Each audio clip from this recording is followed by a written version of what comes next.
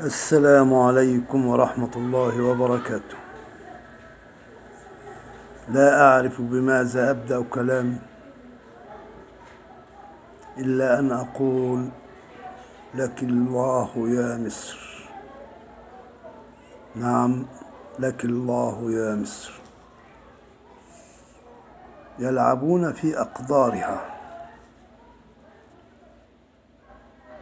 سمعت بالأمس تسريبا للمدعو وليد العطار يبين لنا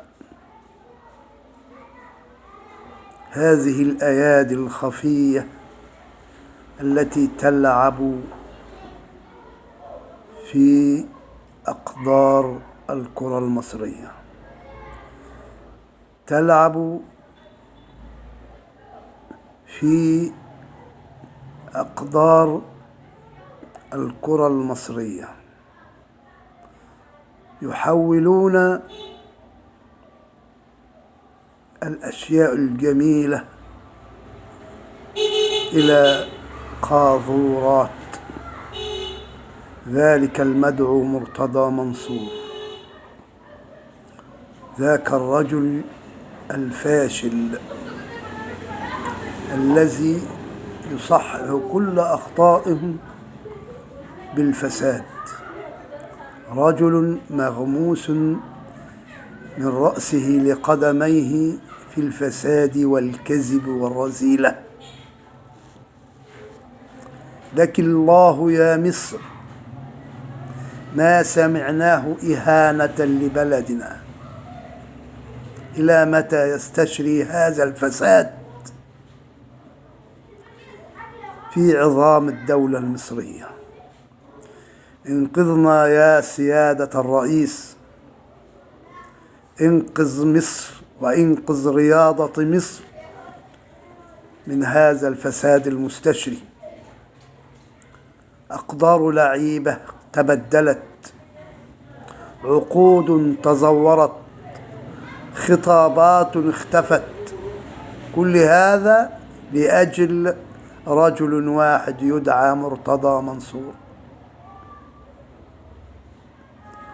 ماذا نفعل؟ ماذا بأيدينا يا سيادة الرئيس أن نفعل؟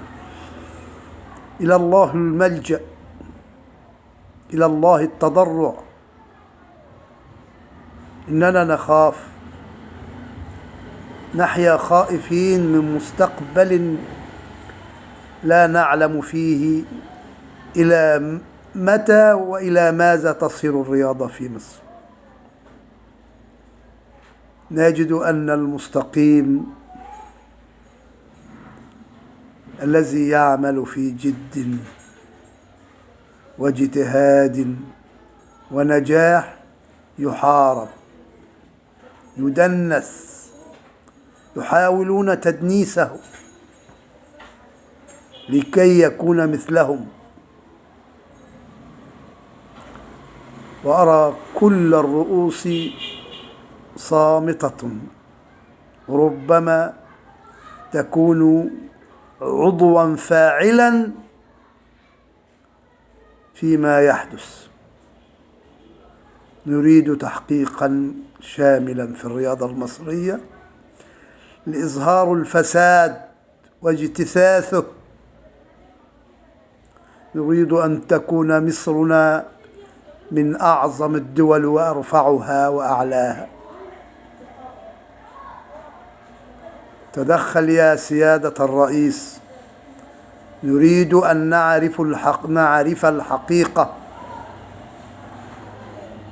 نريد الوضوح والشفافية كما عاهدناك. نريد أن نرى الرياضة المصرية في قمة الرياضة العالمية. منتخبنا من أعظم المنتخبات، نحن من أعظم الدول في أفريقيا في كرة القدم تأسيسا ولعبا وكل. الآن نحن في الحضيض، أقسم بالله في الحضيض. نطلب من سيادة الرئيس التدخل فورا لإنقاذ الرياضة المصرية، لك الله يا مصر، لك الله يا مصر، لك الله يا مصر، وتحيا مصر. والسلام عليكم ورحمة الله وبركاته.